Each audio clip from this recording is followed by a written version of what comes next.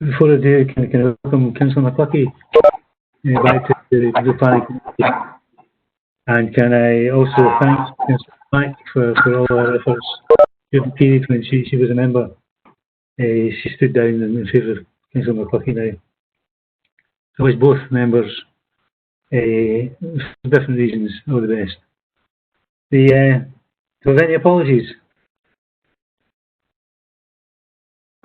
No apologies. None submitted, convener. Thank you. Okay. Declarations of interest. Any member have any declaration of interest at this point?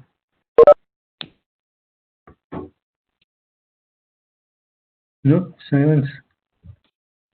Item 4 is procedure. This is the first time that we've had this level of planning meeting with the delegations and deputations. So there is a process which is new to us all, and so I hope you'll be gentle with the chair and take it from there. For the deputations, it's my intention to take them in order that appear in the agenda papers, the report, and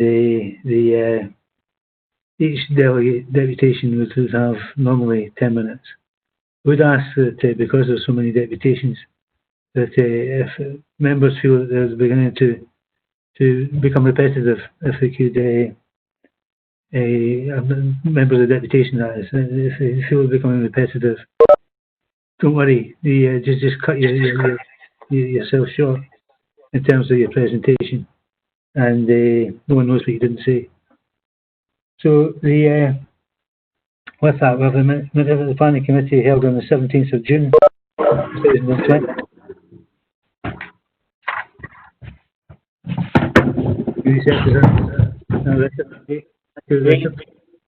Agreed. Great. Okay. Item 6 is the erection of a church with associated communal facilities, the community facilities, sorry, at the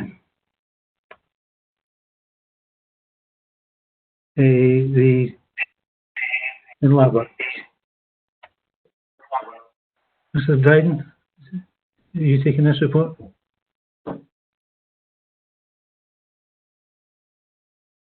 Application before you, as you will see from the report, update report starting on page 8. This is relating to back here.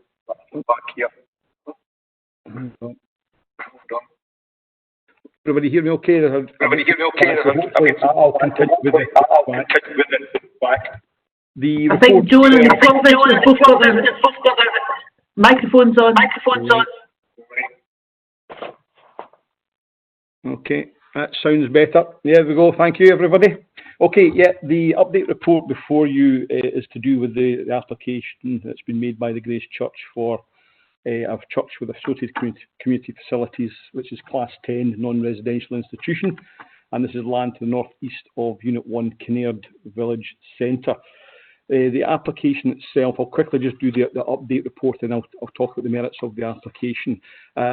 Since obviously this application was continued at the June committee to hear the deputation requests, the appeal has been lodged against non-determination.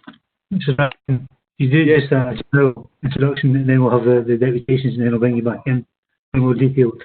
Okay, that's fine. Okay, so in short, I'll just, obviously the application here now is subject to an appeal against non-determination, and therefore the reason that it's back here is that we have to, as a council, find a position that we wish to participate in the forthcoming appeal. So the purpose of the report here is to seek an agreement of the Planning Authority's response that we will put to the Department of Planning and Environment Appeals, and that is clearly the DPA. And you'll see that before you on the report that we have made a recommendation that we agree the recommendation of the Director to advise the DPA that the committee would be minded to grant the planning permission. And you'll see that there are the terms and conditions outlined cover that. Camille, that's probably I want to say at this stage. Maybe if we want to hear the deputations, and clearly if there's any points arising from those deputations that committee want to ask, we can then go into the detail and answer any queries that arise at that point. Thank you.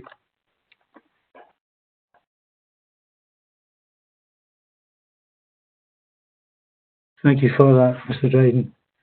We should hear the deputations at this point. So, can I ask is the first of these is Gary Wilson. Gary Wilson, sorry. Is Gary available? I'm here, convener. Yes, thanks. All right. Gary, the floor is yours. You normally have 10 minutes, and you can certainly, if you want the 10 minutes, you can have the 10 minutes. But if you find that you're beginning to become repetitive, then feel free to cut the time, because there's obviously quite a few deputations. And I'll give the same advice to us. Yours the first. So it's all yours. Okay, thank you. And just as you said, be gentle with us, please, because we've not done any of this before. So I'll try and keep it down to 10 minutes. I think obviously a few of you have had contact from me and know that's probably quite difficult for me on this subject. But first of all, I just want to say thanks for making the decision in June to allow us to speak today. I know that wasn't an easy decision because of the pressure you were under. So yeah, just a thank you for letting us have this opportunity. The 6 of us here today represent a community that has quite clearly stated our objection to this development. 96% of local people who responded on the planning portal are objectors. But please bear in mind that we haven't paid for a solicitor specialising in planning law to represent us today. The idea was discussed at times, but ultimately we felt we could and should represent ourselves, and we're trying our best to do that. We've come to realise in our community that we can't really rely on others to deliver upon promises that were made to us, and that we need to make things happen for ourselves. You'll hear a bit more about a residents association that we've formed, and social media platforms, websites and so on, to try and encourage motivation and mobilisation of the community towards achieving outcomes that we would like, which unfortunately this is not. The applicant will probably tell you they're going to transform an ugly, derelict site into a thriving community hub, which is something we've heard quite a lot of. It sounds great, but unfortunately isn't really true, and if it was, we wouldn't be objecting. I quote David Patterson of the Planning Department in saying that it is considered that proposals for this site should include a significant degree of public access and community use provision, whatever that may be. As I think everyone's acutely aware, the community and the applicant are completely at odds with one another here, and it tells you all that you need to know that despite that, they remain hell-bent on ignoring our pleas and subjecting us to this development. That is no basis for a party to build a thriving community hub, and any commercial developer with that legitimate intention would have walked away a long time ago. At 4.2 of the planning report, it is confirmed the site in question, and indeed beyond it, was designated for a high street in our village centre. That area has already been largely consumed by additional residential development, such that the site we are discussing today is all that remains of it. The report then goes on to state at 8A.29 that the site is out with the local centre rather than within it. If the only remaining part of an area once designated a high street is not our local centre, what is? The importance of that land to our community should not be underestimated or downplayed. Its development is critical to our future for decades to come. In further shifting of the goalposts, we now have LBP2, which completely abandons any commitment to delivering upon the promises made to our community and refers to a village centre as though it exists. Whatever we have, no one can credibly argue it is the village centre that was envisaged and planned for. In the spirit of communities becoming more self-sustainable, as the recent Falkirk Council survey made clear will be necessary due to budgeting restrictions, we can live with that, however disappointing it is, but please give us the opportunity to create for ourselves what others have failed to.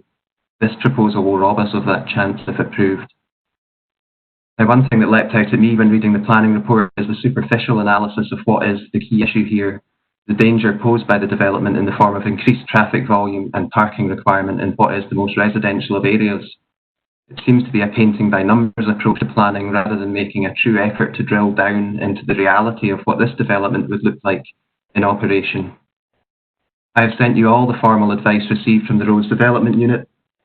They have raised concerns that the development's use cannot be controlled, that the risk of indiscriminate parking is such that the development would have a more severe impact on this residential location than others. They specifically note this gives rise to a safety risk, and our demographic leans towards young families, so that risk is surely heightened by the number of children using our streets.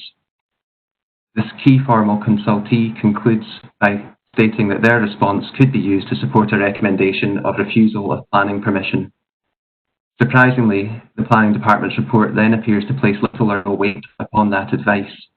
Nowhere is it explained why it is ignored.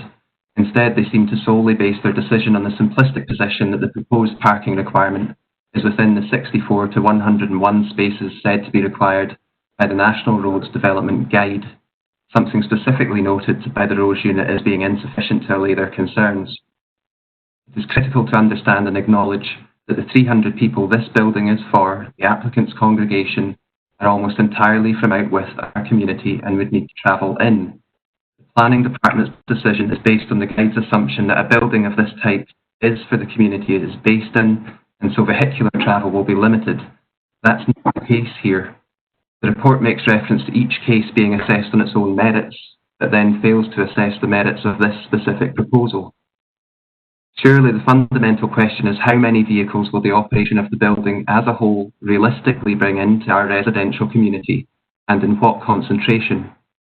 There is factual information that can be turned to in this regard, which I have provided you all with, from Transport Scotland's National Statistics publication on transport and travel, and Scottish Government statistics on car occupancy. There is an average of 1.59 people per car per journey. That tells us that 300 people will travel in 188 cars. We're wildly generous and say that despite what the statistics tell us, 100 of them will walk, cycle, scoot or skip on a winter's day in January, you're still left with 126 cars. The reality is no one knows precisely how much traffic this development will generate. The applicant can't tell you, the Planning Department hasn't tried to. They have simply said that this statistically driven figure is unreasonable, so what is theirs? At no stage in the report have they addressed the question of how many cars they believe will actually access this building and how that view is formed or justified. That approach places our residents and most of all our kids at a clear and obvious risk to their safety. It is important as well not to lose sight of the fact that the above figures are for the operation of the sanctuary alone. As the RDU have noted, additional requirement will be generated by other uses which planning cannot control in the event permission is granted for this development to go ahead. It's feasible that the numbers could actually be higher on occasion. This is all based on logical, independent, factual and statistically supported evidence, something that no one else appears to be offering. One thing I was surprised not to see in the RDU's comments is any reference to the dangers associated with the vehicles travelling into and out of the community in concentrated volumes. Such movement in a heavily residential area, especially during peak weekend times, is clearly a specific danger in itself before we even get to parking. Are our streets designed to withstand even 64 to 101 vehicles accessing them all at one time? It's clear they are not. Another absolutely key consideration is how many additional parking spaces will truly be provided. The applicant claims 80, but that does not take account of the existing users who would be displaced and clearly need to park somewhere else. According to the applicant, that is on average 12 cars, and there are other spaces nearby they could use. People want to park outside their homes that they have paid for. That's not unreasonable, and the notion that they can just be turfed off to go and park somewhere else is again telling of the applicant's true attitude towards our community. If you deduct that 12, we're down to the very bottom of the parking requirement bracket. If we were then to deduct the spaces to be annexed through the requested Section 75 planning obligation, we're left well below it. On that note, as a basic principle of Section 75, is the community involved not supposed to derive some benefit from a planning obligation being imposed upon a developer? Where is the benefit to us? The parking spaces in question exist. I can drive round there now and use them if I want. We won't be able to if the applicant buys them and displaces us, because as we have established, they need every space they can get and then some, and they're happy to turf us off. The land is too small for more flats to be built on, maybe something useful at some point. At least in its current form, it does benefit the community until then. At 8.8 of the planning report, it says that developer contributions are unnecessary in this case, before going on to recommend that planning permission is granted based on one. It also says that where a planning obligation is required, it must accord with the various tests set out under Circular 3/12. All of those tests must be met, and clearly aren't from what I can tell. Surely Section 75 is being proposed entirely inappropriately here, and indeed contrary to the Planning Department's own stated position at 8A.8. As I understand it, a key principle of planning is to achieve the right development in the right place. For a whole host of reasons, this development is not the right development for Kinnaird. As a community, we surely have some right to self-determination, something acknowledged by the Community Empowerment Act. We don't want this development. We can't make that any clearer. We have cited valid planning-related reasons to reject planning permission, as has the Roads Development Unit. Where there is plenty reason to doubt the validity of this proposal, then the benefit of that doubt should fall in our favour, should it not? If this development is rejected, we assure you that we are ready to proceed towards advancing development that we do want. Please don't deny us that opportunity. Slightly under 10 minutes, so thank you. Okay, thank you, Mr. Wilson. Can I ask if there are any questions from members of the committee for Mr. Wilson? Just be questions at this stage. No, at this stage, convener, I'll have some of my own later. Okay. Now, hopefully, you are happy with the agenda of the committee. And Convener. Thanks very much. Convener. Yes. I don't have a question for Mr. Wilson, but I have a question for Mr. Dryden on the back of one of Mr. Wilson's statements. Do you want me to hold that until Can you hold that just now? I appreciate if you could hold that just now. Anyone have any questions? Convener? All right. Sorry, Gordon Hughes. Convener, can I ask Mr. Wilson, it was just when I was listening to what he was saying, could he elaborate on when he said that promises made but not delivered? Obviously, this is a reference to the history of the site. Could he expand on his view there? So, Certainly, Councillor Hughes, yeah. I think the history of Kinnaird, for those who know it, has always been that there is an intention that there will be something there by way of community use, and that it will specifically be for community access for everyone in our community to benefit and enjoy. As I understand it, the master plan made clear that that was the intention, and indeed that was supported by David Patterson when I first contacted him regarding this matter. Whilst it has been made clear to me that the likes of developer promises perhaps aren't worth the paper they're written on, nonetheless they were made, and you can understand we have a community here quite aggrieved by the thought of losing that section of land in the centre of our community for a purpose that isn't what we want. And we are, as I've said already, mobilising to try to deliver something that we do all want, that we can all enjoy. okay, thank you for that. Thank you. You may wish to raise that question with the planners at the appropriate time, Councillor Hughes. Convener, Councillor Yeah. Kerr would like to speak. Yeah, no. Councillor Kerr. Thank you, Convener. Can I just ask Mr. Wilson, when you spoke about putting something else there, what aspirations have the community or what kind of development does the community aspire to put in that area? Thanks, Councillor Kerr. That is something that actually one of the other deputies is going to talk about. We have prepared a community survey looking at what might be more appropriate uses as far as the community is concerned. And we have also developed, or recently rather inaugurated, a residents association with a view to taking forward those sort of wishes, and already had tentative discussions around community right to buy. So, you know, ultimately some sort of community facility there would be nice, and I appreciate the applicant says they are offering that, but unfortunately for various reasons we have reservations about the reality of that, and it's quite clear that it's not their primary intended use for the land. Okay. Okay, I'll just speak to the report. Okay, thanks very much. Anyone else? No, in that case, can I call Christine Glenn to make a submission? Christine. Thanks, convener. Thanks for the opportunity to speak this morning. As a resident of the Kinnear Village development, I'm concerned about the impact the proposed development will have on the area surrounding my community and my home. The village is an expanding development, more than 3,500 houses, around 8,000 residents. It's already a very busy area, particularly in traffic terms. Sometimes it feels that as a residential area, it's completely out of balance in terms of levels of traffic and road safety. And yet, it seems to me that a development of this nature will risk exacerbating these problems for residents.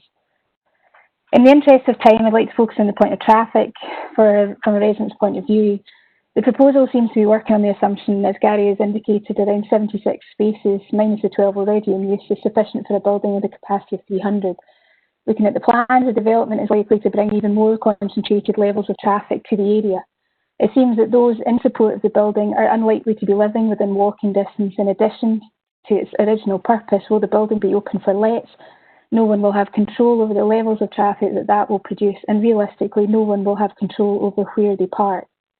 So we risk creating another traffic issue, which, like the current traffic challenges, won't be owned by anybody, yet it will be one the residents will have to deal with likely. At various points of every day, there are already real traffic issues and safety concerns here. Many of them are very close to the proposed site of the development. From a resident's point of view, the proposal risks making these same mistakes, miscalculations and assumptions again. When it comes to our roads, levels of traffic, parking and safety at a time when some of us find it particularly challenging to cope with the current issues as they stand.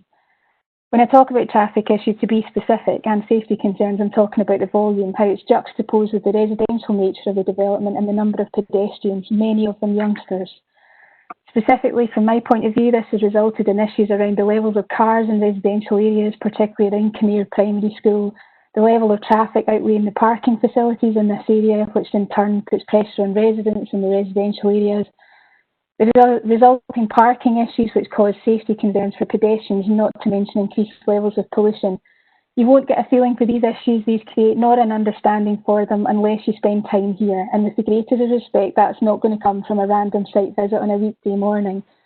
On the point I mentioned around safety concerns, I have witnessed multiple near misses here recently. I myself was involved in a near miss with a driver while crossing McCartney Road with my then 3-year-old daughter 2 years ago. To get to either school crossing points, we need to cross a busy McCartney Road, the main route in and out of this side of the development. Levels of traffic combined with the overspill of traffic parking awkwardly on the road meant that one driver coming off the roundabout didn't see us. We were crossing at what I assumed to be the safest part of the road, some distance from the cars, but still his vision was obstructed. It's a picture in my head that I often revisit. Rebuilding the confidence of a 3-year-old to assure her she's safe walking on the routes around her home, originally built as a child-friendly area, has taken some time. Yes, risk is a part of life, but it's still not the kind of issue I expected to be facing. It highlights the point that simply getting across the road in some of the parts of this estate is more difficult and dangerous than it should be, especially for our younger residents.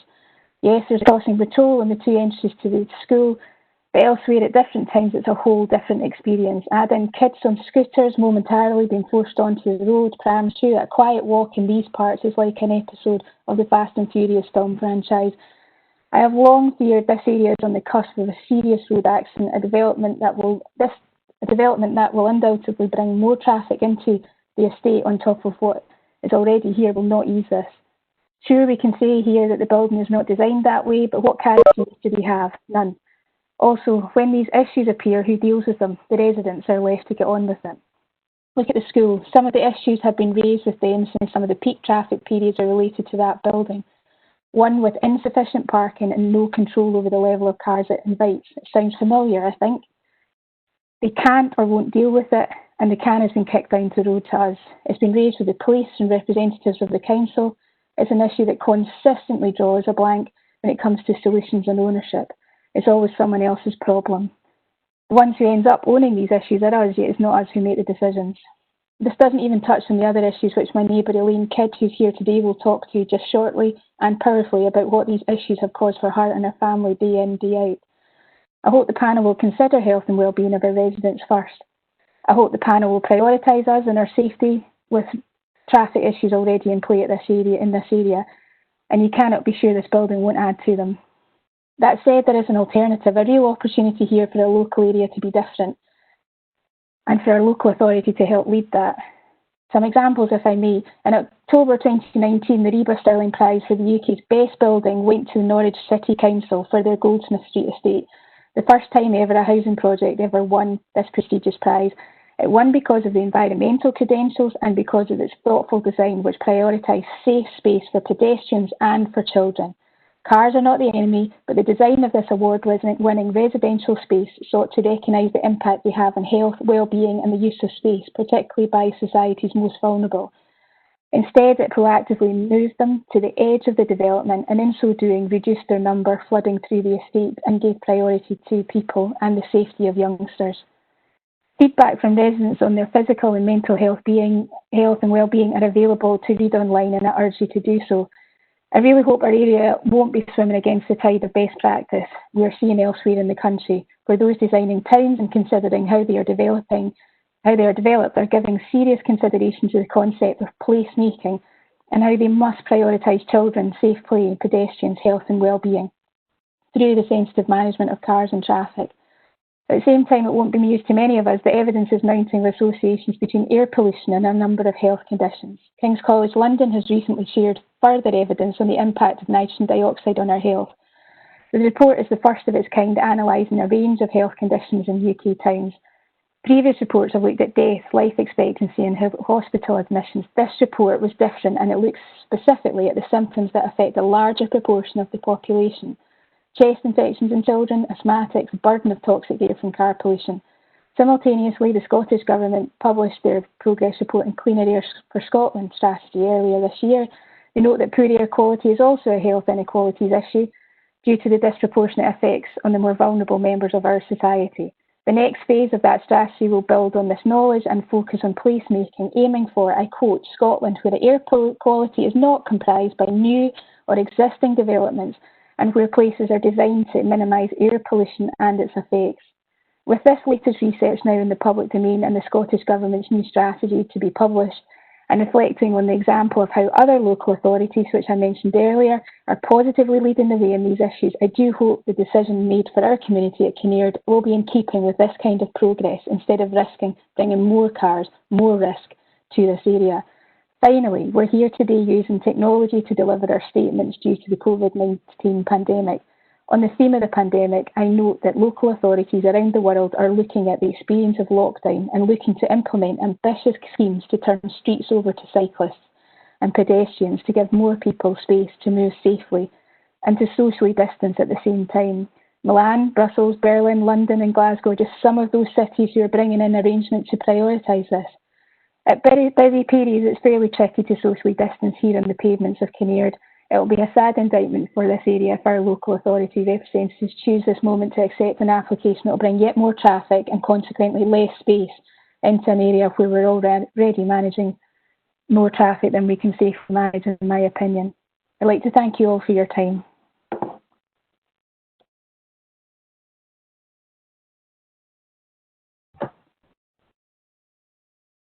No? No questions for Christine? Okay. Is Ian Henderson? No, Yep. Ian Henderson. Sorry, Ian Henderson's. Which one? The objector rather than the lawyer. Yeah, well, you make sure you get the notes against the right one then. I will do my best. I had sent in some slides. Am I able to show those on screen, or how do you want to work it? I'll get some advice on that. Jack, you anywhere? Sorry, convener, yes. Did you have a question? I did. I believe that the deputy wishes to supplement his presentation with some visual slides. That would be within the allowable rules, but a matter for the committee to determine if it wishes to accept that. Right, is the committee happy to accept? Agreed.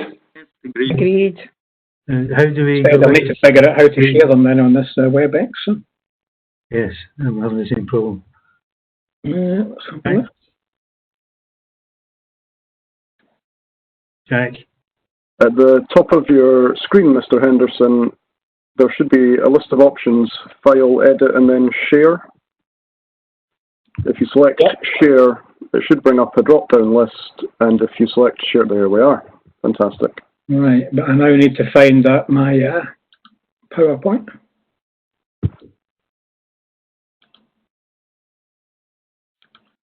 Let's see.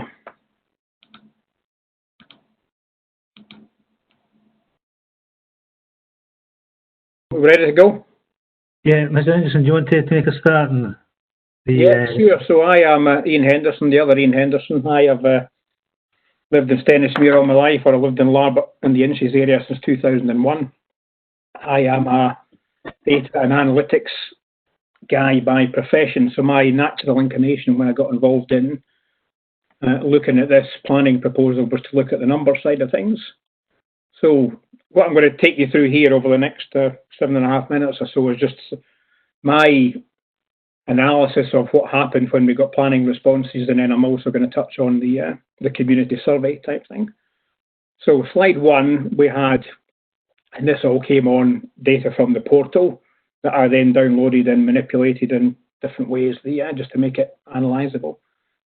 Total of 1988 responses overall, came from 360 different places. 69% of total objections came from Larbert itself. Over 40% of the responders came from outside of Scotland, and I'm just going to rattle off some statistics just to try and catch up time. 86% of the whole Larbert-based responses are against the population, so that's okay. I mean, that's not unexpected as a start point. Where it started to get really unusual for me was when I looked at the geographic profile of those in favour of the application versus those against it. So on the left, we have those against it, which are almost solely from Scotland. And on the right, those that are in favour of the application are just over half from Scotland, but then a whole load the rest of the UK, and then scattered all over the world.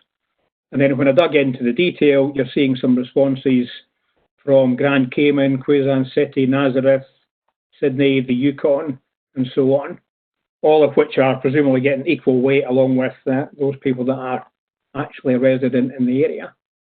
So I then tried to figure out why had that happened. So that's a very unusual profile. I then essentially tracked down a social media campaign by the applicants, where they are soliciting responses from all over the place. You know, people who have never heard of Larbert, people who have never been to Larbert, people who will certainly never attend any church service in Larbert. And this is, a fairly well-organised campaign. The final piece of analysis I did was look inside the actual Inches and Kinnaird area itself, in which case the numbers go up from 86 to 96% against the proposal. So that's 22 to 1 in terms of people who actually live inside the affected area that are against the campaign. So I'm moving on now to the community survey. So again, numbers based, I then said, okay, what do we want? And the rest of the team said, okay, let's run a survey. So we pushed a questionnaire out to our organised group. I said, what do we want? So initially we did a bit of profiling that said, what's the age group of the area? So you'll see from this particular one, it's heavily skewed towards under 18s. Therefore, it's not unreasonable that one would like to see facilities for the under 18s over and above the school, which, as we all know, is massively oversubscribed anyway. Next one, how satisfied are you with the community facilities? Well, not very, just under 3 out of 10 for the reasons that predecessors have touched on. And then we asked for what type of facilities that would we wish to have, and there's some fairly obvious: restaurant, cafe, community centre, play park. Quite a lot of it was a multi-choice question, so there's a lot of things that I just would obviously expect to be in there. And then the final slide was, how willing are you to get involved in community right to buy and residents association type stuff? And we seem to have about 80% of the respondents are saying that they are interested in helping out, which I think is quite positive. So that was a very quick canter through the numbers. I'm assuming there's some questions. So, did you finish your presentation? Yep. That was coming at the end of that. Any questions from the floor? Convener? Yeah. Councillor Coombs? Thanks. Can I just ask Mr. Henderson, was it on the back of these surveys that the community association was started, or had you already started the basis of that? They kind of happened in parallel. The survey happened in February, just prior to the whole lockdown carry on. And then the Residents Association formally kicked off last week, so we've been doing them both in parallel. We realise that there's things coming out of the survey that you need to be organised for. Okay, that's fine. Thanks very much. It's obviously something positive has come on the back of what is quite a large piece of work. Maybe not for you, but it's impressive for me. Yeah, well, we now have the group up and running. We've got the association in place, so that's good. Okay. Any further questions?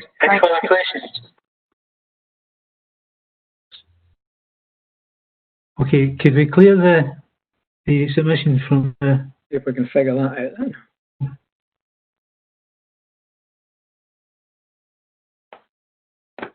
Hang on.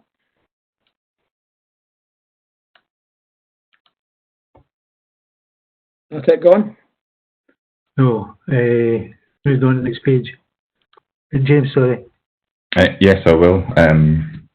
Again, thanks very much for giving me the opportunity to speak. I think it's important that the community has a voice at these hearings. I'm going to read out a letter I was provided by a resident that actually lives on the street Crown Crescent, which is directly opposite where the proposed application is for. So I'm writing this statement as a concerned member of Kinnaird Village. I live in the street Crown Crescent where the new church is set to be built. I have lived here for 7 years and have 2 small children. There are already issues with parking in the street, and we, the residents, have had, on several occasions, had to contact the factor management company regarding this matter.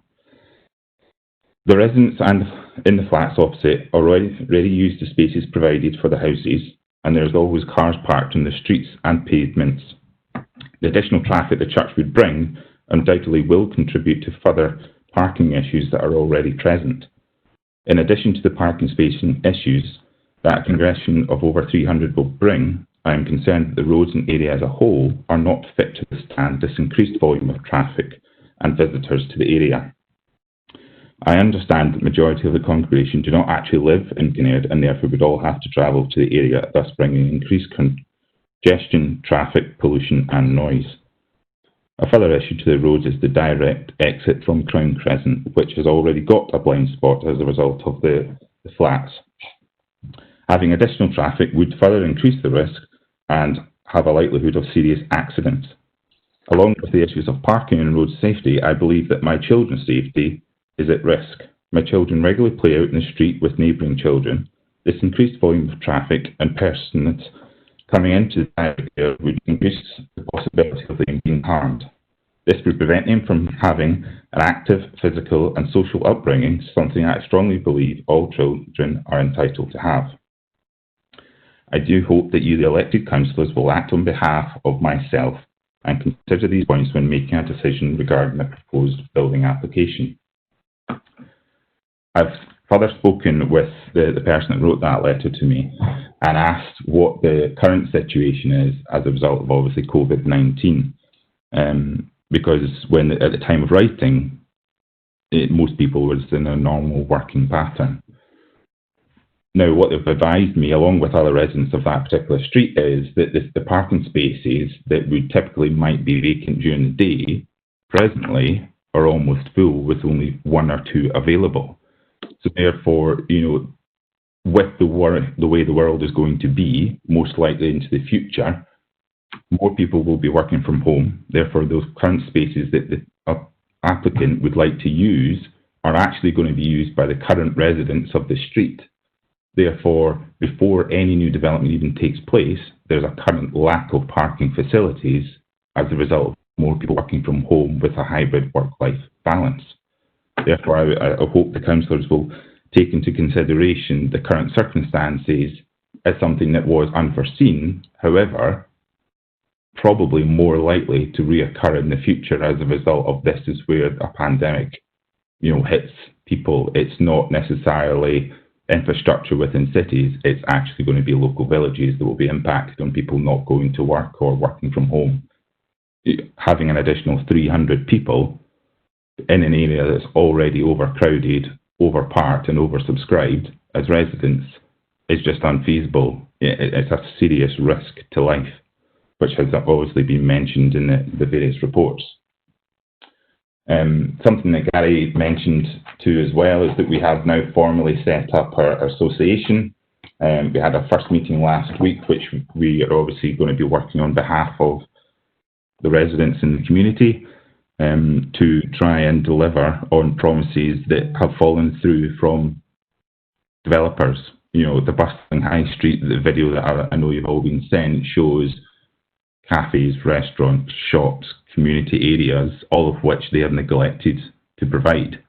Allowing the application to go forward will just further remove areas of which the community could use right to buy grants and funding through, the local windmill farms, the big lottery funds, which can also then be further supported by government funds to let the community do what is best for the community.